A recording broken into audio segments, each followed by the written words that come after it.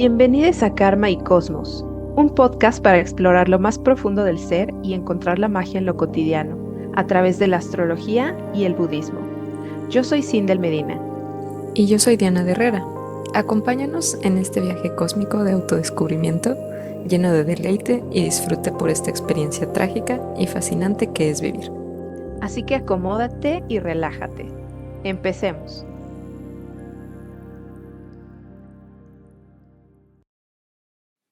Si disfrutas este contenido, recuerda darle like, dejar un comentario, suscribirte o compartirlo. Tu apoyo significa mucho para nosotras. Hola, bienvenidos al segundo episodio de Karma y Cosmos. En este episodio vamos a hablar de el amor y las Brahmaviharas. Muy bien, es un gran tema. Siempre en el camino del autodescubrimiento, ¿no? Bueno, me gustaría comenzar con esta pregunta de a qué nos referimos con el amor. Y considero que el amor es la fuerza creativa más poderosa del universo. Considero que es el motor que impulsa la creación en todos los niveles de existencia. Y me gustaría empezar con esta cita del autor Deepak Chopra, que dice: el amor es lo que queda cuando has despojado tu mente de todo el odio y el miedo. Entonces, digamos que es la verdad fundamental, o sea, como que es la esencia pura del universo y de quiénes somos. Si quitamos todas las capas de lo que no somos, lo último primordial que queda es nuestra esencia pura, ¿no? La esencia real, y considero que ese es el amor. Y me gusta mucho esa parte como de librarse del miedo, justamente porque el miedo es lo que nos aleja de nuestra esencia pura, es lo que nos confunde en qué es la realidad. Tan siquiera también en la parte de astrología, cuando queremos ver, digamos, el tema del amor, volteamos a ver al planeta Venus. Todos tenemos a Venus en nuestra carta, ¿no? En diferentes signos, en diferentes casas, pero es un área esencial de nuestra experiencia, de nuestra existencia. Y el arquetipo de Venus está asociado con esta diosa, la figura mítica griega, Afrodita, o Venus para los romanos, que es la diosa del amor y la belleza. Y los aspectos principales que involucran a Venus se correlacionan con la forma en la que uno da y recibe amor y afecto. Y también vemos la naturaleza de nuestras relaciones sociales y románticas cuando vemos el posicionamiento de Venus en nuestra carta natal. Entonces, considero que esta es una parte que nos invita como a la reflexión de cómo me doy amor, cómo me doy afecto y cómo doy amor y afecto a los demás.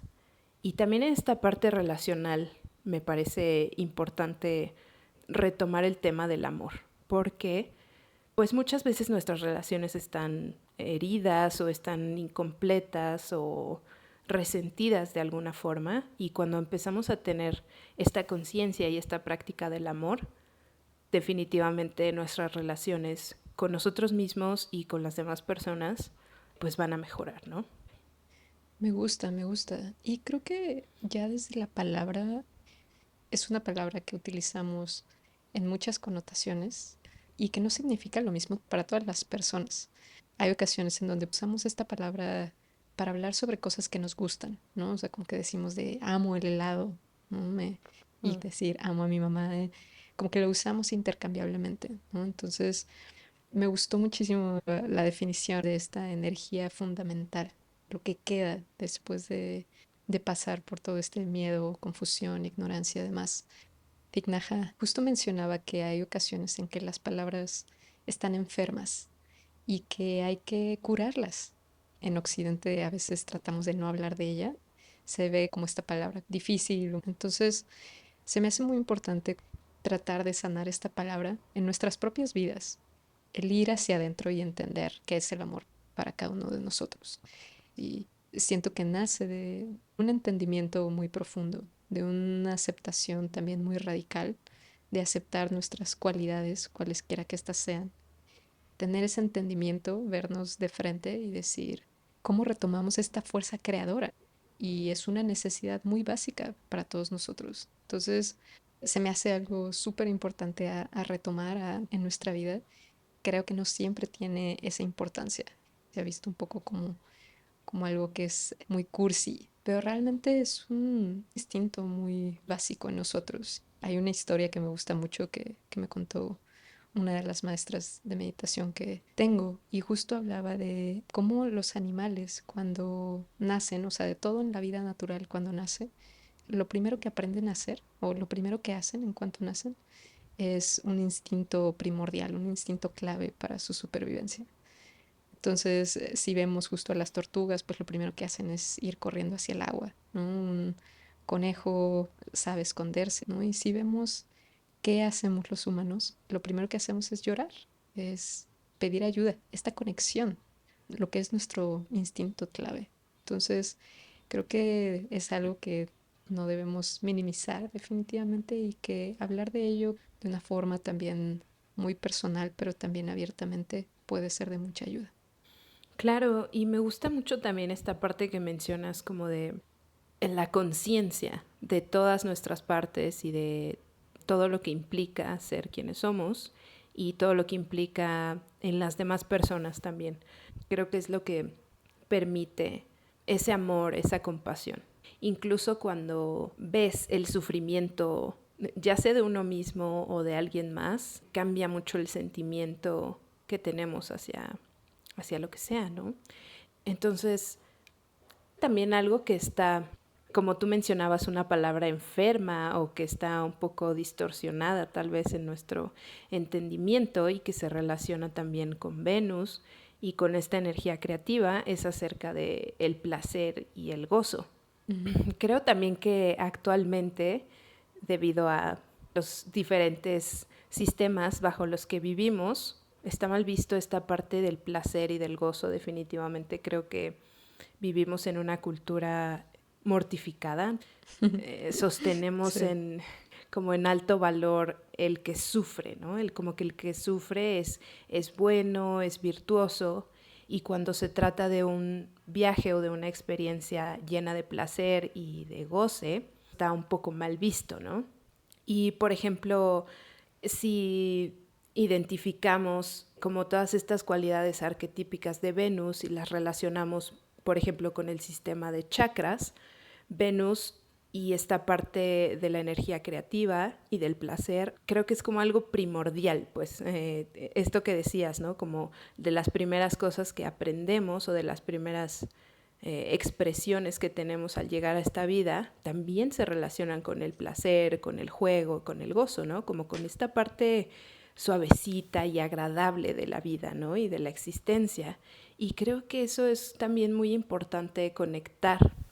Incluso también en la astrología podemos ver, o sea, si Venus está, por ejemplo, en detrimento, si tiene oposiciones, si tiene cuadraturas, si tiene como aspectos difíciles, ahí también podemos leer un poco esta historia de cómo nos cuesta trabajo o de qué forma sentimos cierto detenimiento, cierta opresión a expresar amor, a relacionarnos libremente, incluso como a conectar con esta parte del placer y del gozo, ¿no? Sí, totalmente. Y en general, creo que como dices, culturalmente no nos han preparado para gozar la vida. Ujú, justo.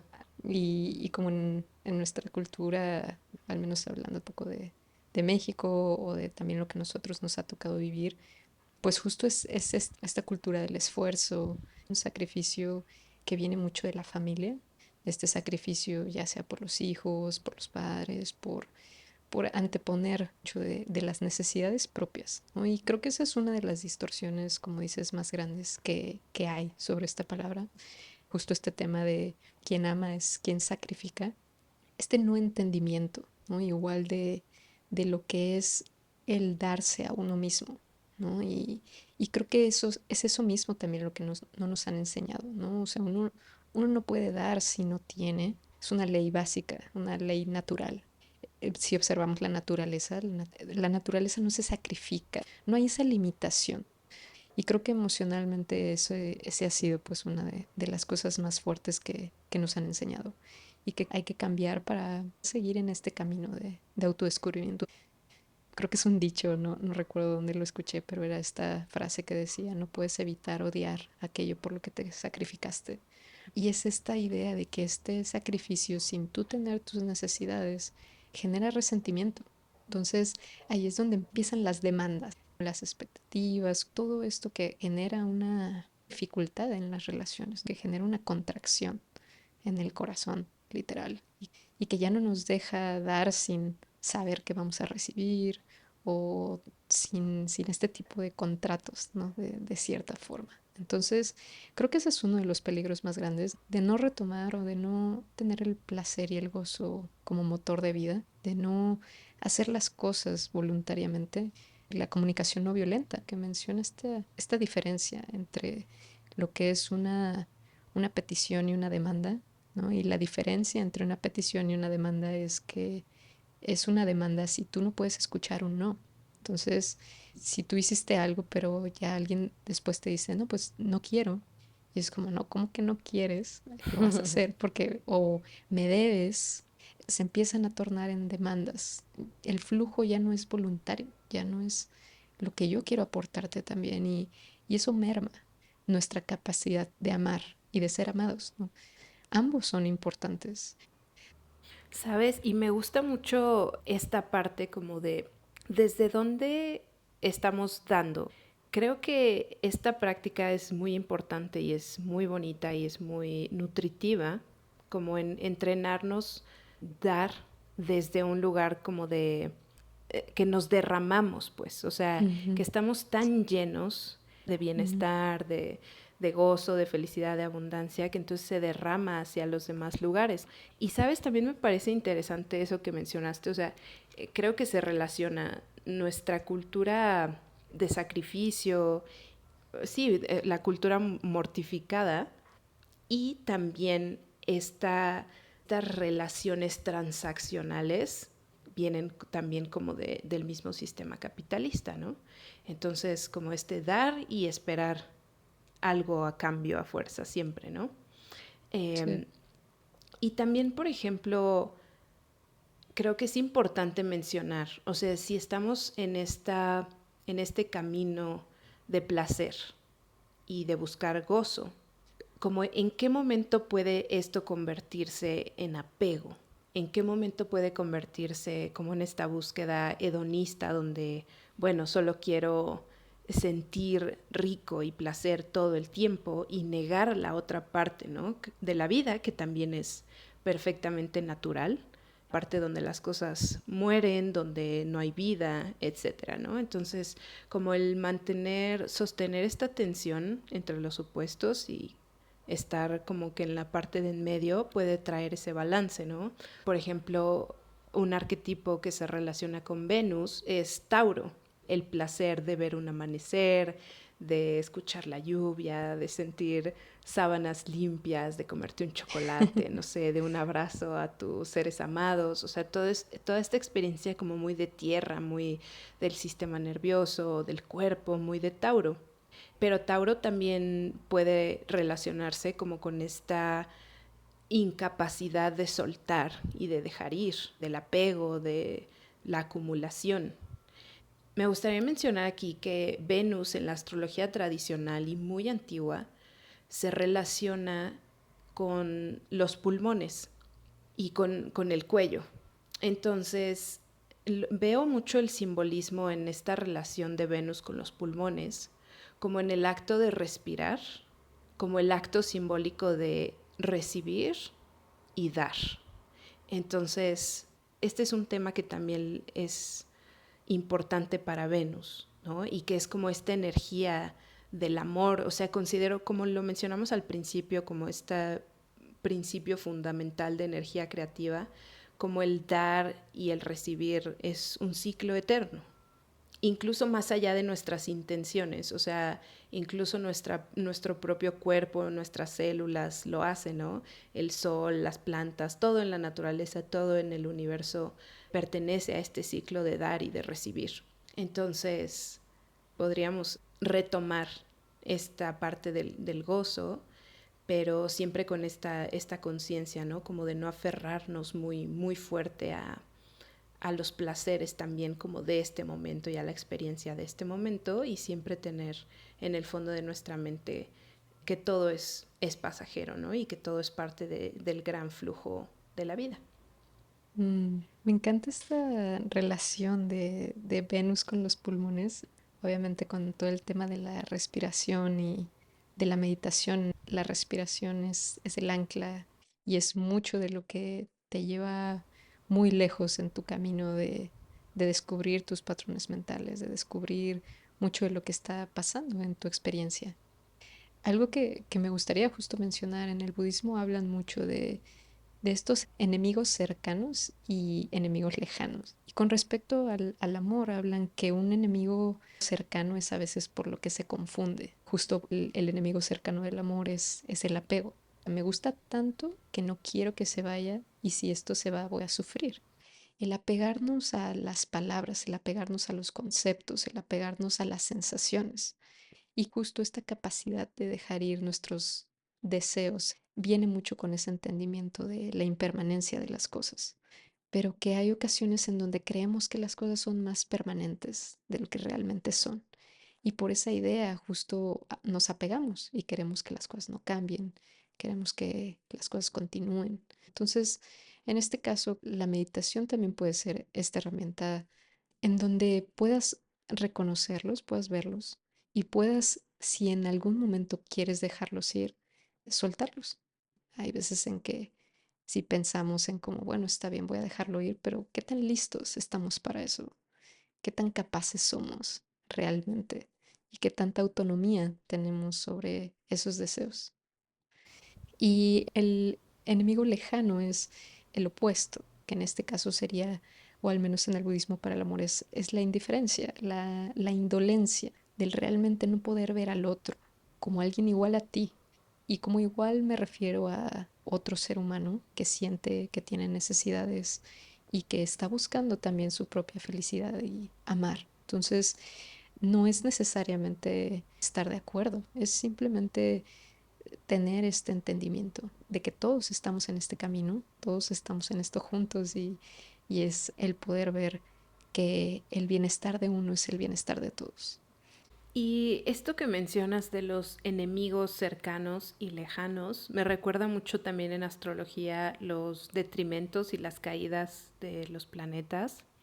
Y por ejemplo, esta experiencia como de indiferencia a lo mejor hacia lo que los demás puedan pensar o sentir, como este Venus un poco debilitado podría verse, o sea, Venus se debilita en los signos de Marte, que digamos que es como el arquetipo opuesto, eh, que es la guerra, ¿no? Marte simboliza la guerra. Entonces, por ejemplo, Venus está en caída o no está cómoda en Aries y en Escorpio, que son los signos de Marte. Entonces, algo que popularmente se dice de Venus en Aries es que, digamos, como a Aries le interesa mucho el yo, puede hacer esta experiencia a lo mejor un poco de querer solo recibir y solo que solo yo importo, solo importan mis necesidades y yo voy primero, ¿no? Quítate que yo voy primero. Podría ser eso un poco la Quítate que ahí te experiencia voy. como... Mm. Exacto. Sí, como de... porque incluso el opuesto de Aries es Libra, ¿no? Que es también uno de los signos de Venus. Y Libra tiene como toda esta conciencia acerca del otro. Entonces, me suena también un poco ahí similar. Y por ejemplo, en Escorpio también podría verse como este apego muy, muy profundo y muy persistente de querer que una Mm. experiencia persista y persista. Y a lo mejor estas cosas debilitan al simbolismo de Venus, a nuestra experiencia venusina en la vida, ¿no? Como que a Venus le gusta ser libre de cierta forma, ¿no? Entonces tal vez se sienta un poco atrapada en Escorpio. Y creo que es importante también entender cómo balancearlas. Como mencionábamos en el primer capítulo, pues la idea no es, pues ya está así, ni modo, ¿no? Sino es justo el, pues cómo lo recupero, ¿no? De qué manera también. Creo que es ahí tal vez donde se pueden conjuntar, o sea, esto que decías de que la meditación es una herramienta excelente, en primera de autoconocimiento y también como de esta práctica. Y definitivamente la astrología también es como un mapa, ¿no? Que nos indica qué posicionamientos son más difíciles o qué experiencias son opresivas. Entonces, pues podemos ver los signos de Venus, ¿no? Que está haciendo Tauro, que está haciendo Libra y también como Venus se exalta en Piscis, que está pasando también en Piscis. Entonces, a lo mejor estos puedan ser como indicadores de cómo podemos traer ese balance, cómo podemos suavizar la experiencia de Venus, cómo podemos conectar con este arquetipo más profundamente o de una forma más sana, ¿no? Y Mm. también muchas cosas pues van mejorando con el tiempo y la experiencia, ¿no? Definitivamente también como que aprendemos. A lo mejor tuvimos en nuestros años de juventud experiencias difíciles de relaciones o relaciones tóxicas o turbulentas, etcétera. Y puede ser que si emprendemos este camino de conocimiento, también como que mejoremos en este aspecto, ¿no? Porque ya sabemos, bueno, si yo tengo un Venus en detrimento, en Aries, y para mí es como muy importante el reconocimiento de mi persona, es importante decir lo que pienso, soy impulsivo. Si ya empezamos a tener esta conciencia, entonces ahora sí podemos traer diferentes prácticas o diferentes herramientas como para suavizar y traer ese balance, ¿no? Se me ocurre mucho con Aries o los signos de Marte, ¿no? O Marte fuerte en la carta, esta impulsividad a decir lo que siento, pero he tenido experiencias en las que he lastimado a los demás. Esto que mencionas tú de la comunicación no violenta, ¿no? A lo mejor son herramientas que puedan ayudarme a comunicarme de esta forma más de Venus y un poco menos de Marte, ¿no? Si es que tengo mucho Marte o está muy fuerte en mi carta, como puedo ver al planeta del amor. Mm, Me gustaría oír tú qué piensas de por qué es importante en nuestra vida el amor. Igual retomando un poquito lo que mencionábamos acerca de los sistemas bajo los que vivimos y nos relacionamos, también considero el amor propio y vivir bajo el principio del amor básicamente como un acto revolucionario, porque estos sistemas se benefician de nuestra falta de amor, de nuestra falta de contacto con otros seres humanos, de nuestra falta Mm. de contacto con nuestra propia naturaleza y se benefician de que olvidemos que nuestra verdad primordial y la verdad primordial de todo el universo es el amor. Entonces, como este acto revolucionario de amor y de aceptación radical de quiénes somos.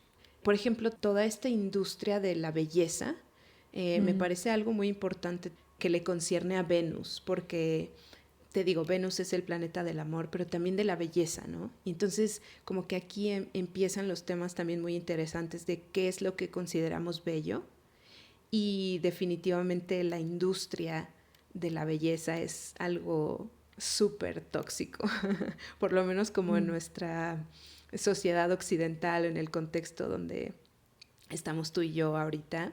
Creo que desde muy pequeños aprendemos, hombres y mujeres, ¿no? Todos los seres humanos aprendemos como a este rechazo, como a perseguir un estándar inalcanzable. Y este entrenamiento, este paradigma que tenemos de no ver nuestra belleza, de no ver la belleza en general, o sea, si no es algo como Mm. modificado, o sea, esta modificación estética de nuestra persona, no lo consideramos bello. Entonces, creo que es importante resignificar qué es la belleza y qué es bello para conectar de nuevo con Venus, ¿no? ¿Qué es lo que Venus nos quiere decir? ¿Qué es lo que nos quiere enseñar? O sea, ¿qué simboliza Venus en la psique de todos los seres humanos? ¿Qué simboliza Venus como principio fundamental del cosmos, no? Creo que esto también colorea mucho la perspectiva que tenemos acerca del mundo, acerca de nosotros mismos. Entonces me refiero otra vez como este acto revolucionario de cuando todo lo que vemos, todos los comerciales, la mayoría de las series que te dice que no eres suficientemente bello o que la vida no es suficientemente bella, o sea, si no luce de cierta forma. Y entonces como el recuperar esta parte acerca de la belleza, el resignificar qué es bello, también es un acto de resistencia y un acto revolucionario. Y me hace sentido también. Y la palabra revolucionario me gusta.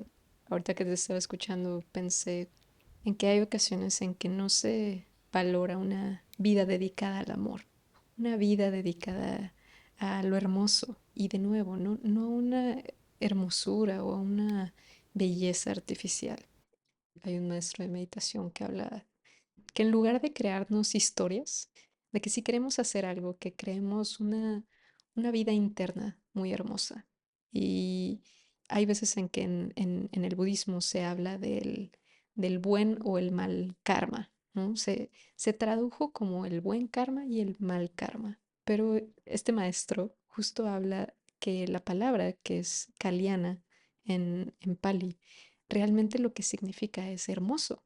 Entonces, habla de tener este karma hermoso, ¿no? Y con karma me refiero a estas acciones hermosas, a este actuar hermoso que cree hermosas consecuencias y resultados para nosotros. Entonces, creo que muy pocas veces hablamos o tenemos en cuenta lo que nuestras acciones están generando también para nosotros. Y algo que me gusta de la palabra hermoso es que va más hacia esa pureza, ¿no? Hacia esa raíz de quienes realmente somos y que desde ahí puedan fluir nuestras palabras, nuestras acciones, nuestros pensamientos.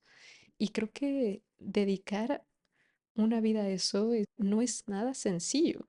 Y también por esta idea de que se ve como una búsqueda hedonista, parecería muy sencillo. Es como, ah, sí, solo ten pensamientos hermosos y listo. Y quien haya meditado sabe que, una, no puedes controlar tus pensamientos. Dos, aunque quisieras tener pensamientos hermosos todo el tiempo, eso no va a suceder. Y eso tiene que ver con nuestro condicionamiento. Pero regresando a esto revolucionario que dices, es muy difícil el mantenerse estable y consciente y mantener esas hermosas acciones a lo largo de una vida. Se requiere muy poco realmente para desconectarnos. Entonces, ¿cómo reconectamos con esa hermosura? Es algo que yo no lo veo como algo optativo. Si queremos tener una vida plena, ¿no? Si queremos seguir este autodescubrimiento del cual hemos estado hablando y seguiremos hablando, es eso lo que te abre el camino y las puertas para conectar realmente con el amor que hay en tu corazón. Me encanta todo lo que dijiste. Justo, qué bonito eso del karma hermoso y de crear una existencia hermosa. Me encanta.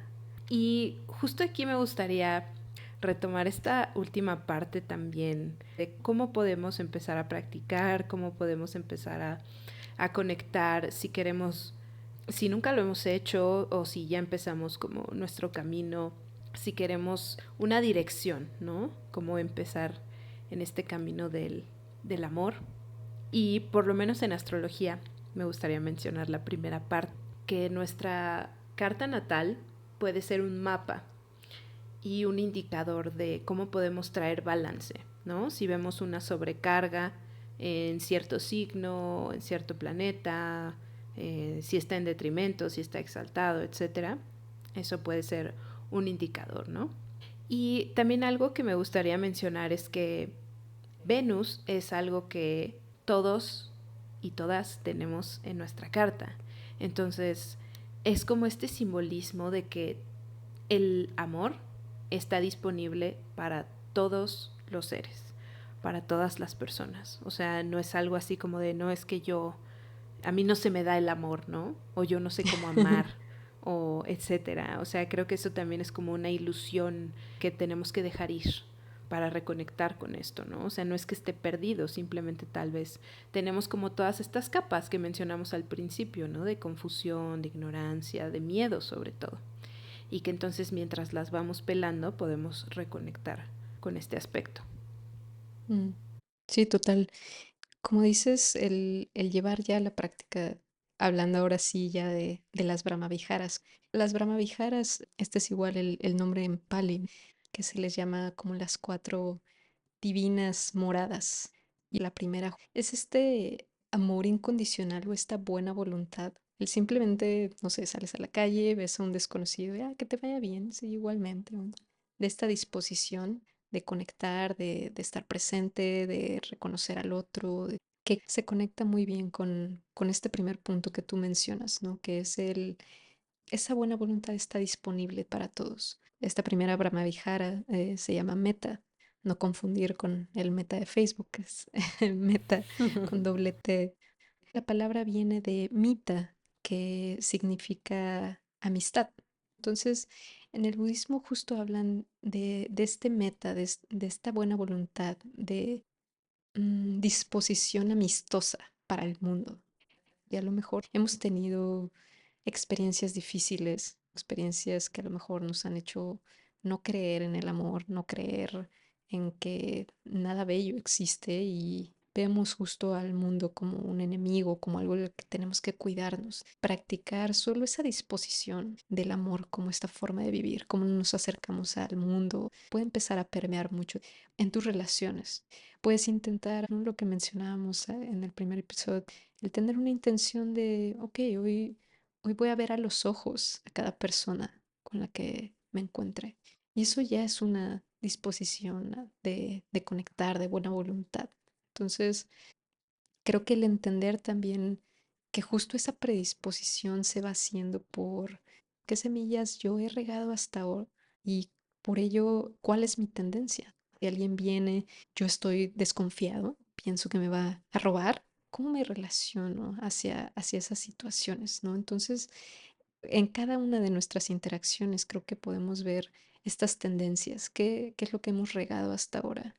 Y necesitamos de una escucha también muy profunda para entender cómo esa predisposición y poder irla cambiando y saber dónde estamos parados, cómo me comunico, qué palabras uso, ¿no? Y las palabras son poderosas, son importantes, son magia para nosotros, creamos con las palabras. Entonces, tener un poco de cuidado con ello. Creo que mencionar esta primera Brahma Vihara como para esta disposición y digamos el cómo empezar se me haría lo más adecuado. Me encanta eso de las palabras. Yo también considero que las palabras son hechizos, son nuestros pinceles de cómo pintamos el mundo. Y algo que a mí me ha ayudado mucho como a sanar tal vez mi relación con el mundo y también mi experiencia, o sea, en mi cuerpo, a bajar mi ansiedad, a regular mi sistema nervioso, estas meditaciones de estar a salvo. O sea, me gusta Mm, mucho esto que mencionas de la buena voluntad, como empezar a hacerlo desde adentro hacia afuera y mm, también conectar de afuera hacia adentro, o sea, de que el mundo no es un lugar amenazante, de que las personas no están para lastimarme, porque incluso estamos como muy bombardeados como de esta parte negativa, ¿no? De todo lo peligroso y la guerra y el odio y etcétera, y o sea, por supuesto que existe, no lo estoy negando, pero si solo mantenemos esta contemplación que tú mencionas, si solo lo mantenemos como en esta parte, pues eso crea una experiencia en el sistema nervioso muy específica de este atacar o huir. Y entonces como que así reaccionamos todo el tiempo, desde el miedo y desde la desconfianza. Y entonces básicamente conectar con esta idea de que la buena voluntad también está en el universo y en el cosmos. O sea, mm, también hay buenas noticias todos los días, también hay, o sea, el mundo está repleto de actos de amor, de amistades profundas, de belleza, o sea, de gente tan generosa, de tanto amor. Nada más que eso, pues no llega a las noticias, ¿no? No estamos como claro. bombardeados todo el tiempo. Pero eso también existe, o sea, y eso me parece como muy, muy bello, muy importante también de mencionarlo porque tal vez esto puede quedarse como en el fondo o de alguna forma estar como acallado. Pero si empezamos a poner atención es como si le subieras el volumen y entonces estas Mm, experiencias empiezan a aparecer en todos lados, todos los días. O sea, de verdad, a donde voltees sí, hay belleza, hay compasión, hay entendimiento, todas estas virtudes, ¿no? Entonces, Eso a mí me gusta mucho como en meditación también conectar con esta idea de que el universo me respalda. Entonces, Sí. eso también permite justamente esta experiencia de Venus de relajarme, o sea, de dejar ir y de recibir. Me encantó como dijiste esto de, o sea, estas meditaciones incluso de sentirse segura, porque esta cita de Gabor Maté que hablaba que la seguridad no está en la ausencia de amenazas, sino en la conexión, que la seguridad la encuentras en la conexión. Y es lo que mencionábamos al principio, ¿no? Que nuestro instinto clave, o sea, la llave de nuestra seguridad está en esa conexión, en esa interdependencia, en sentirnos conectados con otros, en sentir que nos entienden, que nos escuchan, en escuchar a los otros, en aportar a otros, ¿no? Entonces, creo que esto se me hace justo algo igual, ¿no? Revolucionario, el tener ya todas estas habilidades también afinadas, ¿no? Porque si ahorita justo mencionamos el que tener a veces una buena voluntad ya hacia el mundo es mucho, ¿no? Eso ya te puede cambiar la vida. Y como dices, tus relaciones empiezan a cambiar, lo que te encuentras afuera también empieza a cambiar, pero el salir a la calle con esa disposición, con esa intención, ¿no? De si me encuentro a alguien a quien pueda ayudar, lo voy a ayudar para ejercer este músculo, ¿no? De la buena voluntad y me voy a dar el tiempo. Y para eso hay que prestar atención. No podemos tener esa compasión si justo nosotros estamos también con mucho sobre nuestros hombros. Entonces, creo que eso también nos dificulta entrando, digamos, ya a la segunda de las Brahmaviharas, que la segunda es la compasión. Habla de justo cuando esta buena voluntad se encuentra con el dolor, con el sufrimiento, ajeno o propio. Y también mucho de nuestro condicionamiento es reaccionar con dureza, ya sea a veces con uno mismo, ¿no? Pasa algo y es como, no pude hacerlo, ¿por qué? Soy un fracaso. Esta dureza a veces de no poder vernos también con esa misma buena voluntad, ¿no? La buena voluntad también va para con uno mismo, de si te levantas al espejo y te dices de que qué fea te ves, mira tus cabellos, ¿no? O mira, pues eso también está creando. Entonces hay ocasiones en donde podemos tener estas expectativas muy reales, esta dureza con uno mismo, ¿no? De el yo debería de poder hacer estas cosas, el querer forzar, el querer controlar y eso solo nos lleva a la culpa, que justo esa culpa es lo opuesto también al gozo y al placer, ¿no? O sea, la culpa hace detrimento también de ese gozo y nos hace creer que justo no merecemos, no debemos, no podemos. Entonces, esta segunda Brahmavihara sobre la compasión, la palabra es karuna en Pali, nos ayuda a ver cómo ya estamos haciendo lo mejor que podemos. Si pudiéramos hacer algo distinto, ya lo hubiéramos hecho. Y cómo podemos reconocernos a nosotros mismos. Si vamos a practicar esto por primera vez, ¿cómo no empezamos con la persona más difícil? A lo mejor no te vas con la relación más complicada que tienes e intentas practicar esto de cero, porque eso solo te va a traer sufrimiento, eso es crueldad, eso no es buena voluntad, eso no es compasión, eso es crueldad con uno mismo porque te estás poniendo expectativas muy altas, listo para fracasar y eso solo da pie a la frustración. Entonces, ¿cómo tenemos esa buena voluntad, pero también empezamos de poquito a poquito y cómo cuando a lo mejor nos encontremos con nuestro propio sufrimiento, cómo podemos reaccionar de una forma en la que también podamos abrazarlo y podamos decir, híjole, veo que estoy sufriendo, abrazo a mi sufrimiento, si tengo miedo, ok, aquí está este miedo.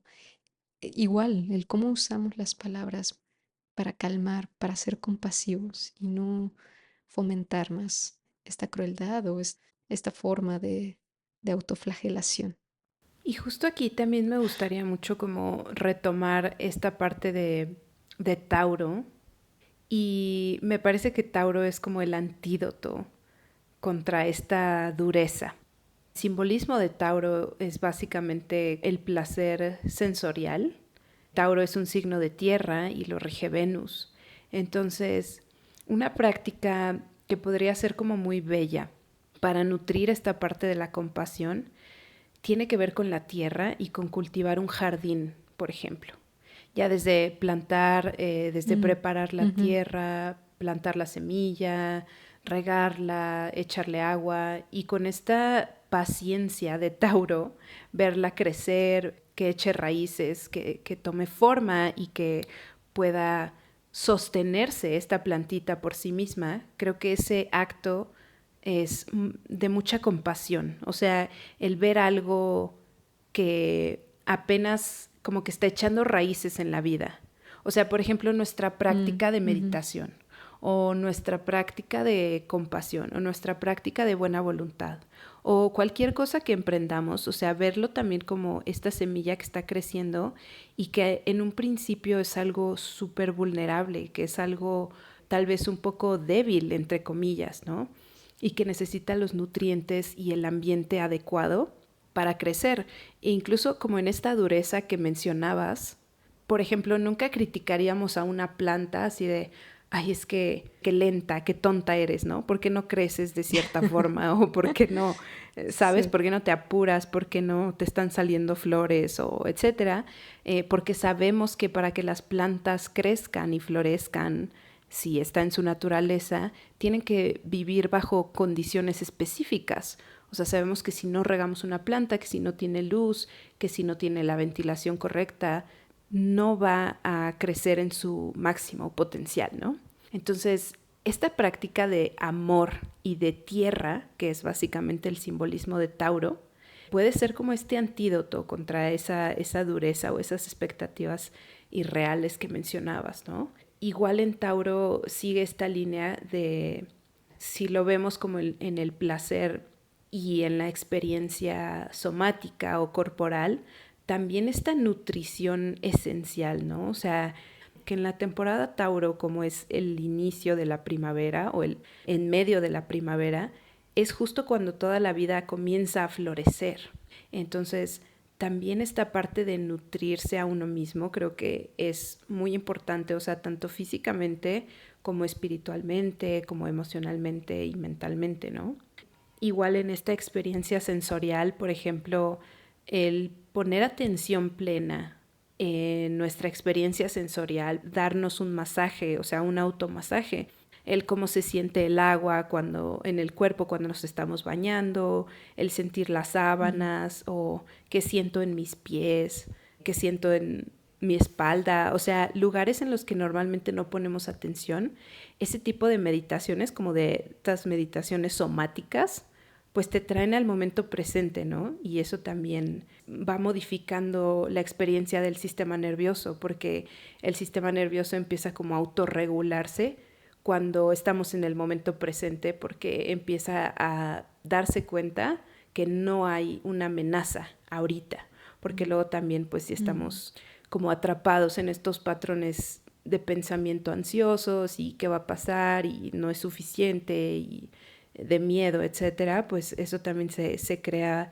toda una realidad física, ¿no? Donde estamos tensos, donde estamos adoloridos, donde tenemos diferentes dolencias en el cuerpo, ¿no?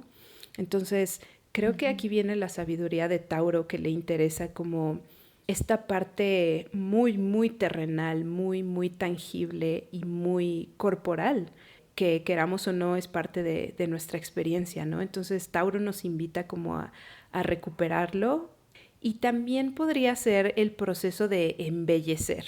Así como la tierra se pone hermosa y conecta con esa belleza cuando es primavera y todo se llena de flores, todo es verde. Y, ¿sabes? Es como un momento en el viaje del sol en el que no puedes negar que esa estación pertenece a Venus, ¿no? O sea, porque todo Mm, es bello.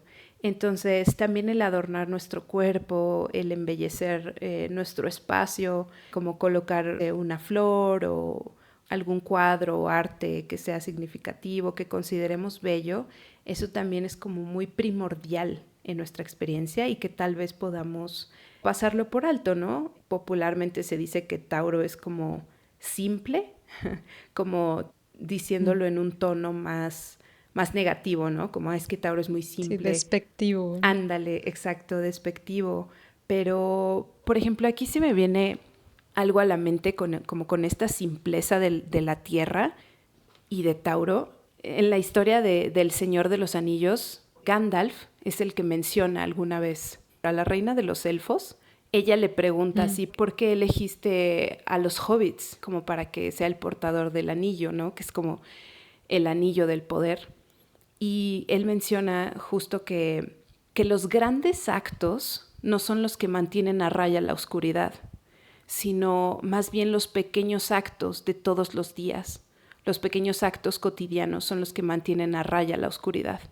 Entonces, como retomar mm. esa simpleza de los hobbits, ¿no? O sea, los hobbits no estaban detrás de ganar la batalla o de ser los más poderosos, como que ellos se sentían a gusto, se sentían completos con esta simpleza de la vida, ¿no? Como con estar descalzos, sentir la hierba en los pies, estar con sus familias, disfrutar los placeres simples, ¿no? Entonces, como esa es la sabiduría que Tauro nos puede recordar en este camino de la compasión. Me encanta. Creo que la simpleza también es algo poco valorado y algo difícil. Recuerdo de frase que también dice que la meditación no es difícil, es simple, pero que es muy difícil ser simple.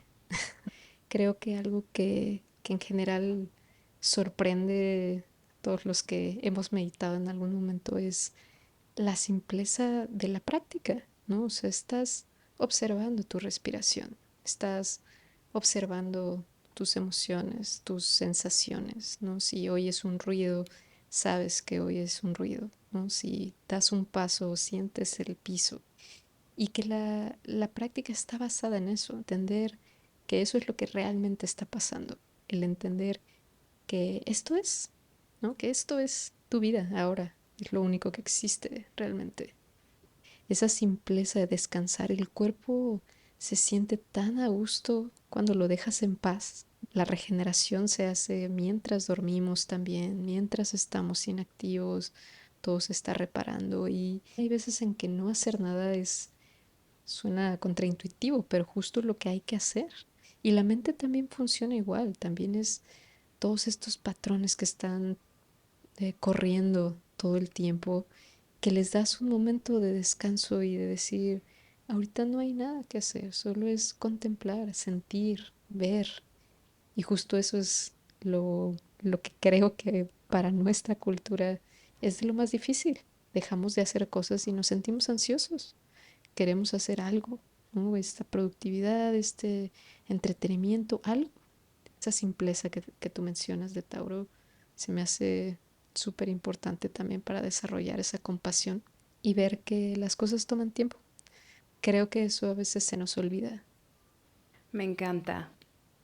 Y bueno, también otro de los domicilios de Venus es el signo de Libra y la sabiduría que Libra nos recuerda es acerca de la conciencia del otro y de la alegría que es compartir y aportar a los demás y voltear a ver a los demás. Creo que eso es también como un punto muy importante y un punto muy bonito que nos recuerda a Venus. Y me gustaría saber cuál es la siguiente Brahma Vihara. Sí, la tercera, la palabra en Pali se llama mudita. Lo traducen a veces como esta alegría por el otro, esta felicidad empática, en donde este entendimiento, ¿no? De la interdependencia que tenemos entre nosotros hace que justo querramos aportar al bienestar. Ahorita me acuerdo también de en la comunicación no violenta, Marshall Rosenberg, que hizo todo este framework, justo hablaba de que hay varios juegos, ¿no? Que podemos jugar en la vida y que normalmente el juego que jugamos es el de quién tiene la razón, que ese es el juego más jugado en esta vida, pero que justo decía él, ¿por qué no jugar el juego de hacerme y hacerle a otros la vida maravillosa? Y dice que ese también es un juego que podemos jugar, que también está disponible y eso Creo que ese es el corazón de la tercera Brahma Vihara, que habla de esto que tú mencionabas, ¿no? De cuando algo está tan lleno, tan rebosante, que puede fluir hacia otros lados, puede esparcirse y dar también hacia afuera. Esta Brahmavihara se toma como el antídoto para la envidia, porque hay ocasiones en donde también esta alegría, ¿no? Este gozo ajeno nos genera conflicto. Bueno, pero ni se lo merece, bueno, pero ¿y por qué él y no yo? Justo este gozo, este placer cuando viene también de adentro, nos hace ver al otro, ¿no? O sea, digamos que esta Brahmavihara también es cuando la buena voluntad se encuentra con la alegría.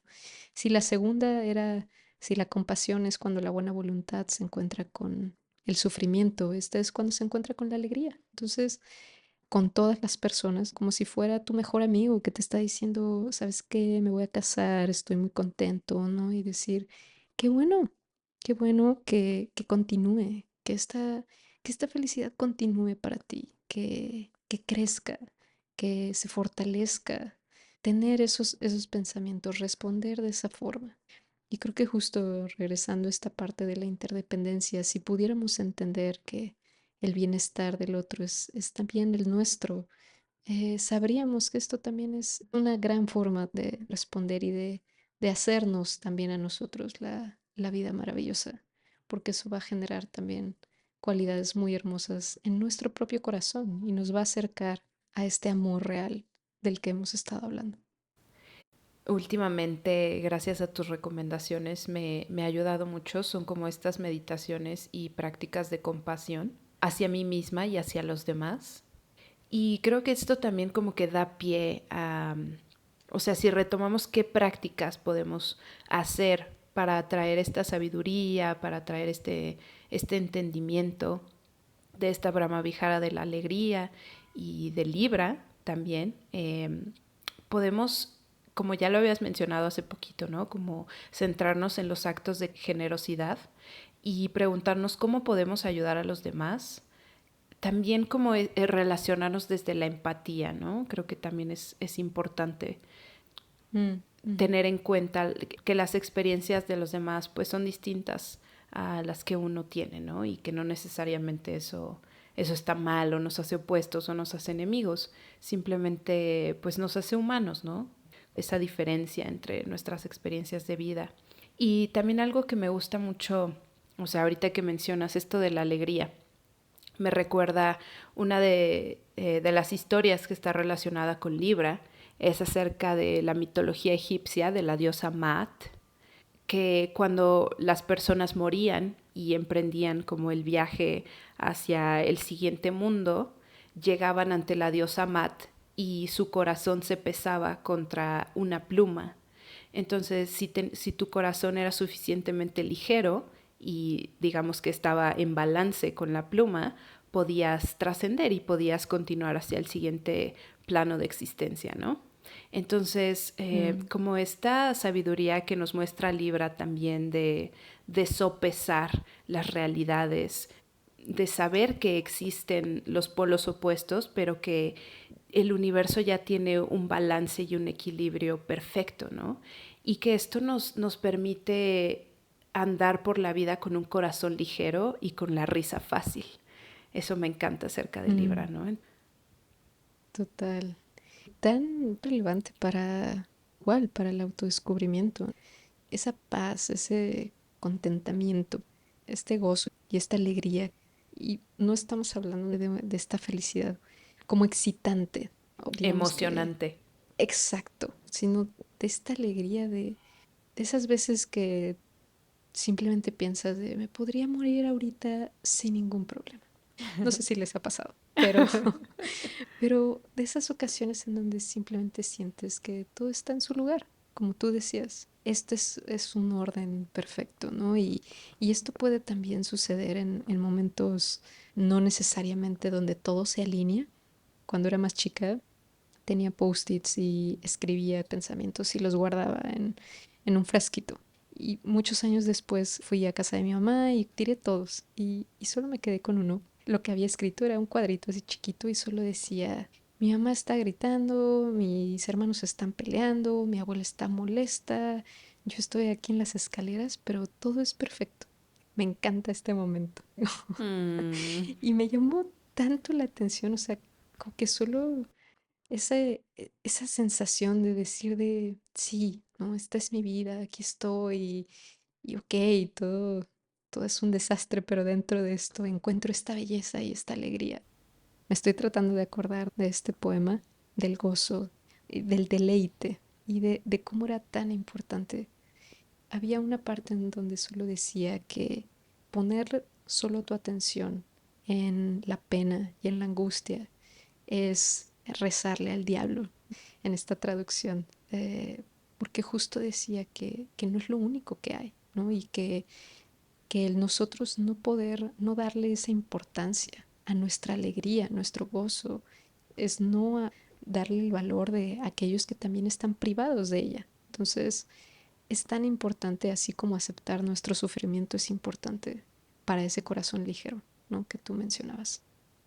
sí, como este amor a través de la aceptación radical y del perdón. Ya mencionamos a Tauro y a Libra, que son los signos que rige Venus.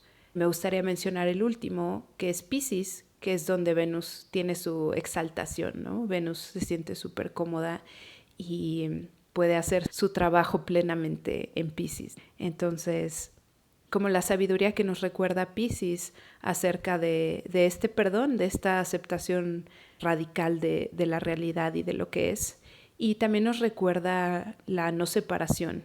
No existe esa separación entre tú y yo, entre yo y el otro, que en realidad eso es una ilusión y que la realidad fundamental es esa interdependencia, esa conexión cósmica entre todo, ¿no? Entre todo en el universo.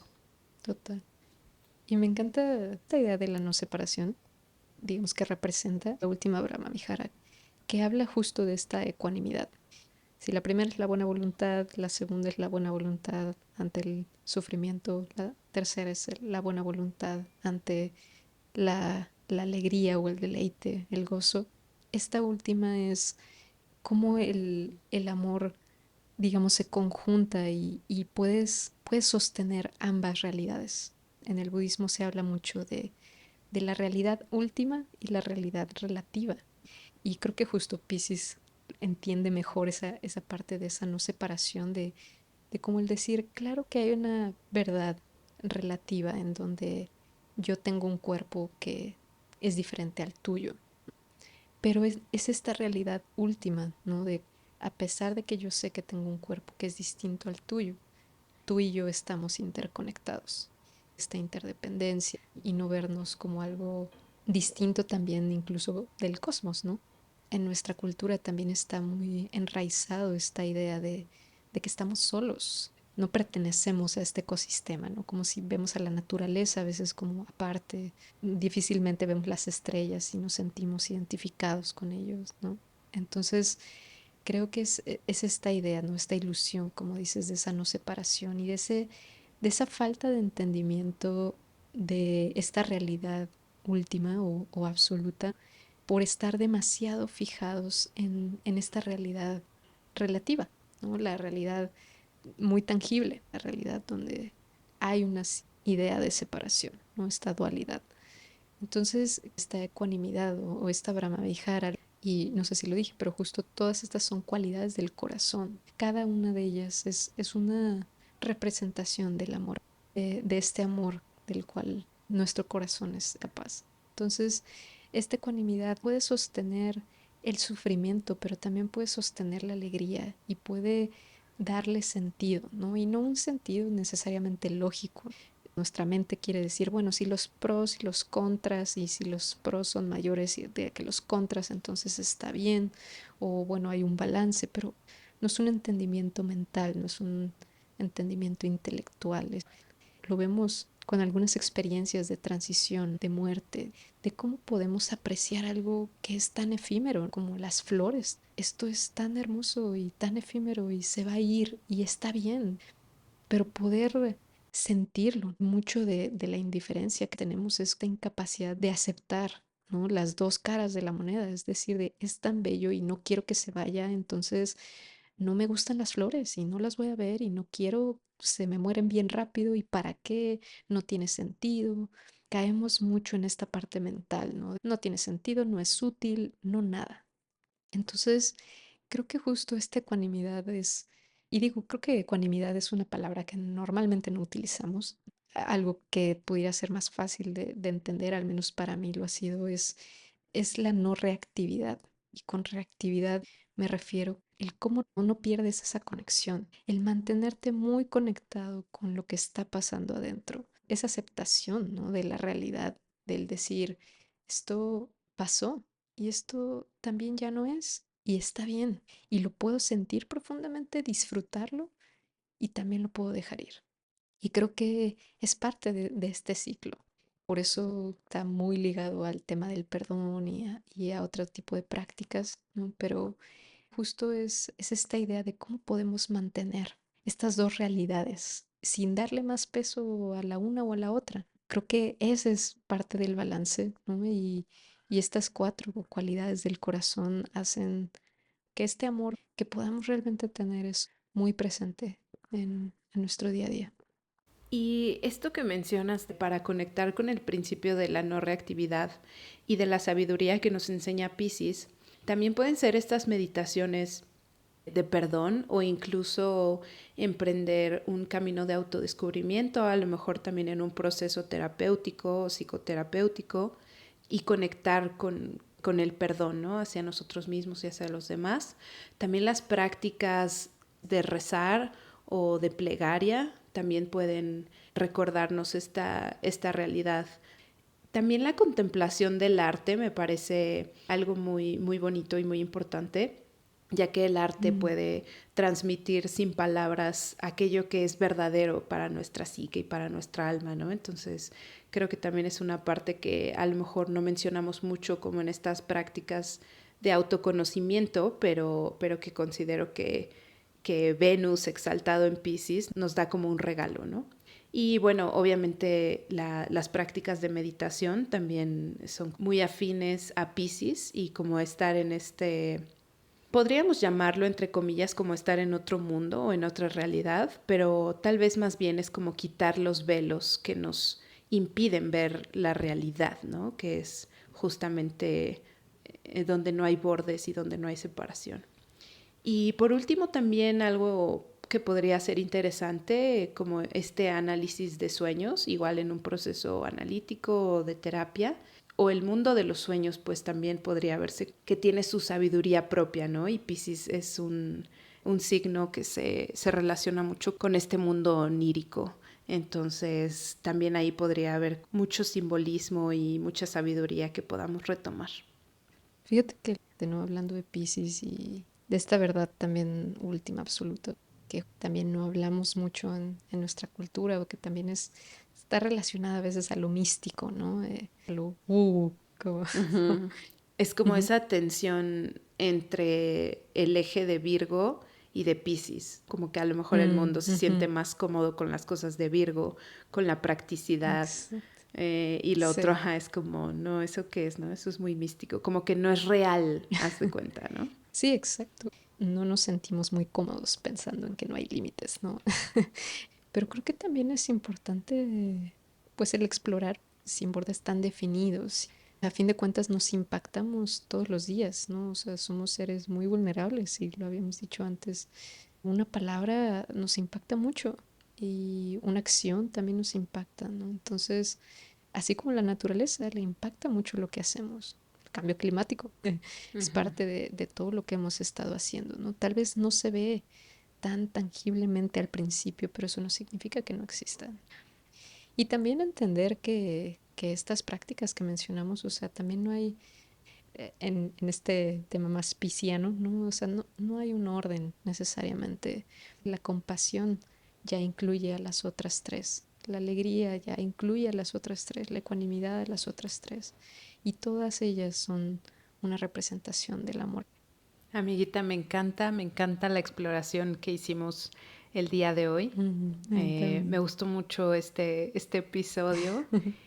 Y muchas gracias por compartir toda tu sabiduría conmigo. Mm, La verdad, siempre aprecio mucho escucharte. igualmente, Anita. Y muchas gracias a todos también por escuchar.